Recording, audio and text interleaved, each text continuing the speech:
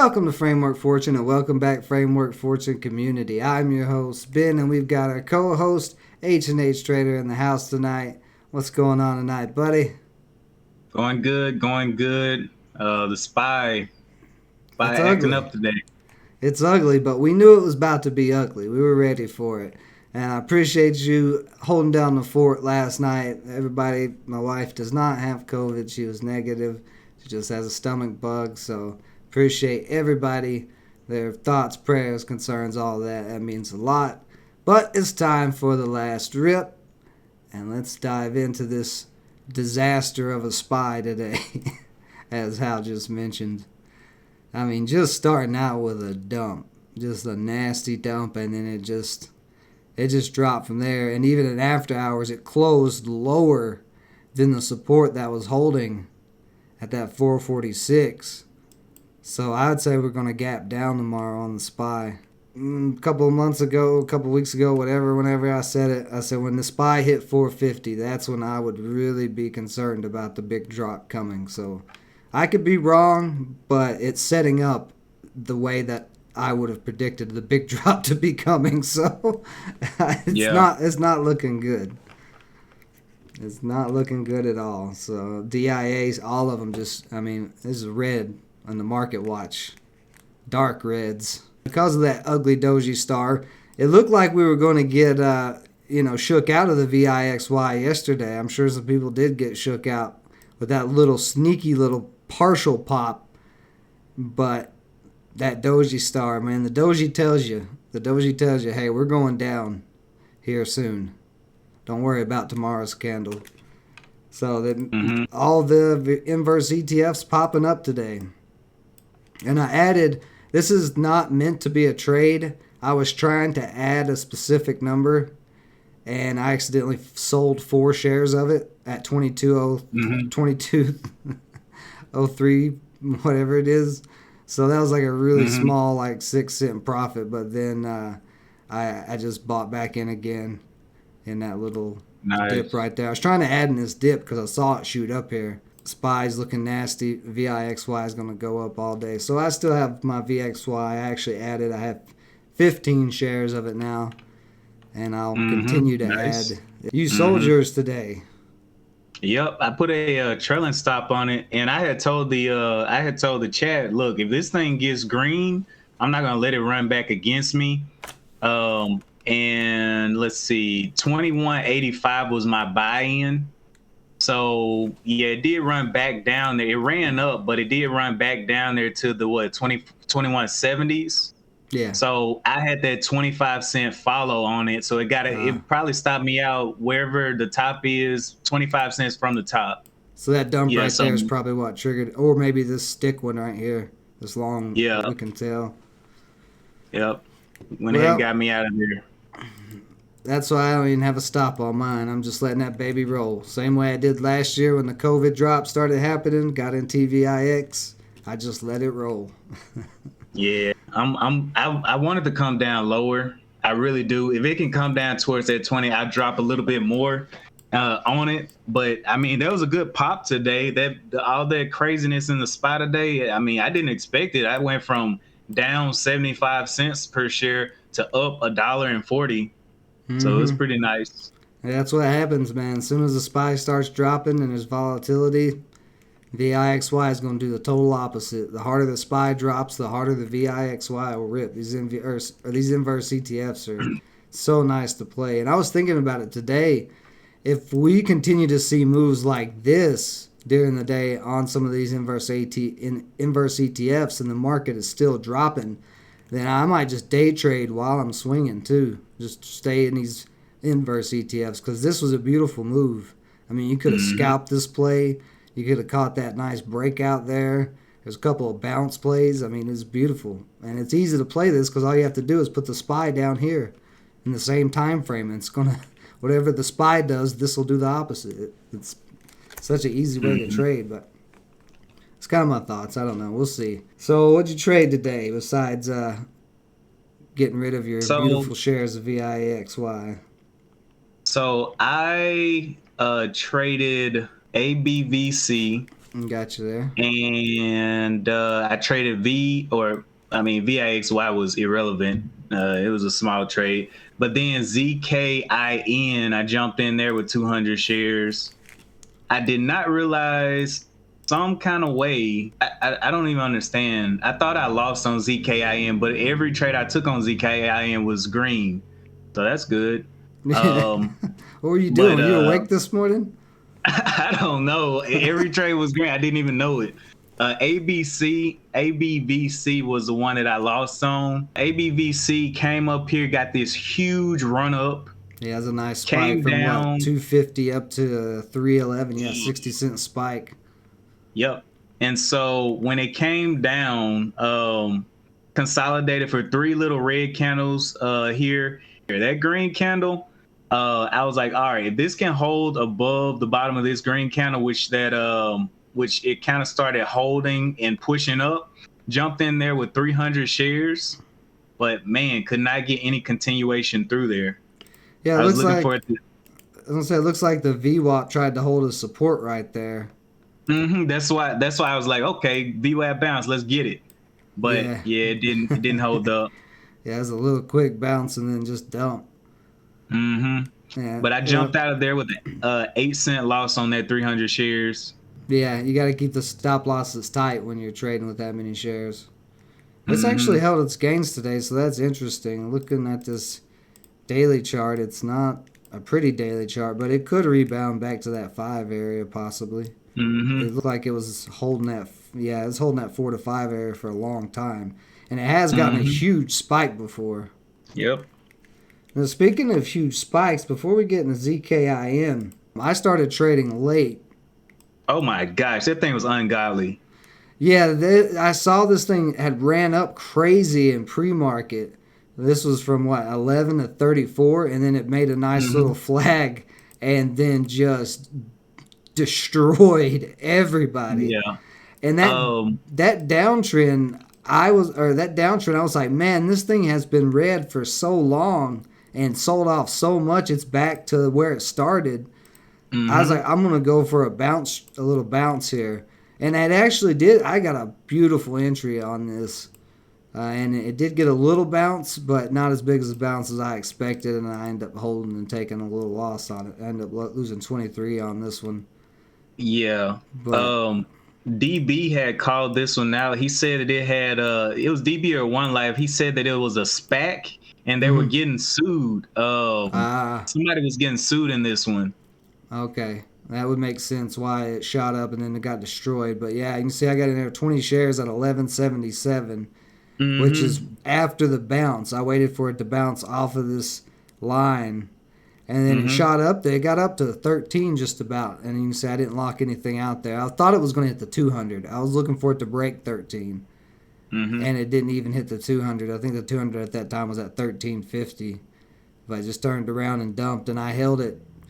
If it dumps any more after this, then it just dumps. So as soon as it came back down, it looked like it was going to come up there, but this candle here opened up and started dropping. I was like, nope, got to get out.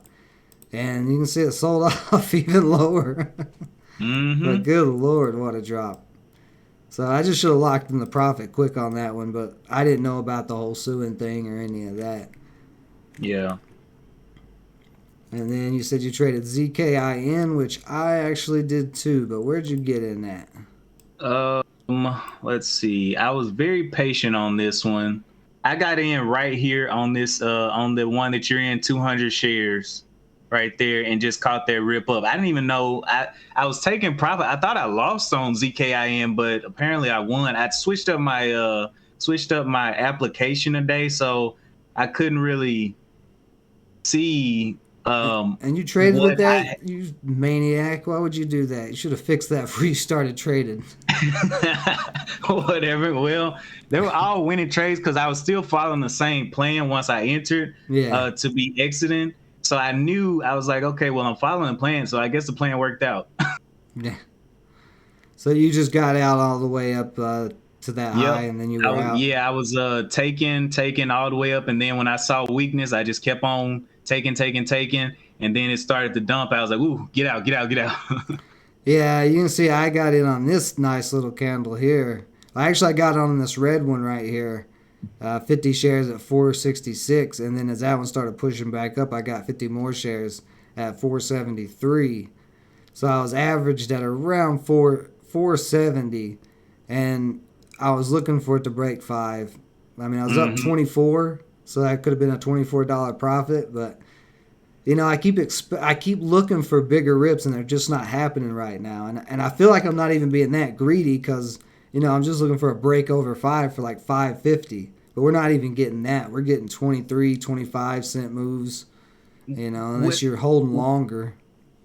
Well, I think one thing that I've been seeing is those whole dollar levels on these cheaper stocks are extremely hard to break now. So Yeah, like the cheaper stocks that are like maybe under $6, maybe when they get up to a whole dollar, like the $5 or something like that, oh my gosh, yeah. it is like death sitting there. Now the higher price ones have been pushing through. Like which one did we see run up? TKAT ran up like, I mean, it was Today. pushing through whole dollars like I don't know what. But the cheaper they are, man, those whole dollar resistance levels are ridiculous. Oh yeah, TCAT made a nice move. So that's been making a nice move, and it could continue to run. It got held up by the 200, but Mm-hmm. breaking that downtrend there, this breaking to the upside out of this triangle. But it's got to break and hold above this 200-day moving average. If it doesn't do that, then it's not going to continue to rip. That's a little sketchy with that tail Yep. today. So I did swing. I bought this yesterday, AEHL. Uh-huh. I bought 50 shares of it and swung it overnight because it's making this nice triangle. But then this morning, as soon as it started dipping and the market started dipping, started cracking below $3, I was like, nah, I'm out of here.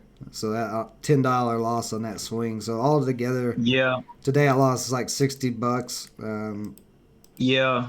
I think a good rule of thumb is the three strikes and you're out. If you go back Yeah, to AEHL yeah, on that daily chart. Now look at this the time that what just happened to you. Look on the daily chart, that mm, three bar and then fail. Now look back on the last one, what it did. It had a higher low, one higher low, two higher low, three higher low, and then failed back there as well. You see mm. that? Yeah. I mean, I wasn't expecting it to break out today. I was expecting it to hold today, and it didn't even hold. That's why I got out. I was looking for it to come Yeah. back down a little bit more, and then break Yeah. towards like Friday. But with the whole market dropping, the SPY and everything dropping, I just said, nah, I'm not swinging this anymore. Yeah. I just got out of it because I'm not going to risk anymore in a market where it looks like we're going to have a pretty decent correction coming here soon. Yeah. So I mean, I don't know. There's not really anything at the moment that I'm swinging besides VIXY. I'm not even going to look for anything while the market's going down. I only like to swing when the market's going up. Any trades for tomorrow though you seen? I know you got the new scanner. It's a great video, the great scanner last night that you put together. Um. Oh boy, did you see Well, this rip? you said what? Did you see this rip on SPRT? Oh yeah, yeah. I saw that in aftermarket. I hate that stock. I absolutely hate it. But it's one of those. It's one of those ones I called since way back here. Yeah, yeah. But it And was it too and the choppy thing, through there. yeah, and that's what my scanner is looking for. While they're cheap though, because Yeah. swinging something that's like $11, I just don't feel like putting that kind of capital in there. Yeah. You get 10, let's say 10, 20 shares. That's, swinging overnight, maybe it'll go up. But if you catch them low, Yeah. and I guarantee you somebody caught it at $4 and just rode it, you Oh yeah, know. but probably. I mean, I swung it at $4. I'm pretty sure it was $4 or $5 back in this pattern because this was the pattern I was calling. I was saying this is an inverse head and shoulders or Mm-hmm. reverse head and shoulders, and it, I swung it whatever. I remember swinging it, but I didn't know. I would have never held it this long. I was looking for it to do this move out of the head and shoulders, but it took all this Yeah. time there of consolidation. But very nice. So if anybody did nail this, good job. Yeah. one thing I've been seeing with these stocks that eventually go parabolic is that okay, they have a run up Mm-hmm. and they have some type of consolidation. The problem is these consolidations happen within a day. So you got to wait for a whole day to close to see it happen. But as Mm-hmm. day traders, we're looking at it, we're like, bro, this thing needs to hurry up. Yeah. But yeah, what we're seeing like with TKAT, with SPTR or SP, whatever it is, RT, whatever, all of these stocks are having these run ups, consolidating very slowly, having very low volume days, and Mm-hmm. then picking back up. So Mm-hmm. that's what that scanner is kind of for as well down there. I may actually raise the price to maybe like $8, so 10 cents to $8. But just to see them before time is amazing. Yeah, yeah, that's a great scanner. We're definitely gonna utilize that scanner. I'm gonna get it for you from you so I can put it on here too, and we'll Yep, yep. utilize it. Maybe we'll start doing once a week, one day, once a week, where we take a look at the scanners and put some watch lists together, like a swing trading watch list for each week. Yep, yep. If you guys want to see that, make sure that you smash that like button and let us know down in the comments. So, that's pretty much it for me today. If you're all finished up too, Hal, we'll call it an episode. Mm-hmm. All right, you're going to be ready in the morning for the pre-market show. I don't know why I'm the one asking that because I'm the one who's always late or never there. I think you do it on purpose so you don't have to look at the market, so you can wait that first 30 minutes. That's what I I don't think. do it on purpose, but I should do it on purpose. But yeah, well, I'll try to make sure that I'm there punctual in the morning for the pre-market show. So yeah, we'll be back tomorrow on both channels live streaming, trying to find some trades on a probably going to be Red Nasty Friday. Make sure if you haven't yet, go check out H&H Traders channel. It's got some good content over there, and if you haven't yet, check out his Fundrise video he released here on Framework Fortune. He's been investing with Fundrise for 3 years now and has had some pretty interesting results. So be sure to check that out too. Appreciate everybody joining us as always. Stay safe out there. Until next time.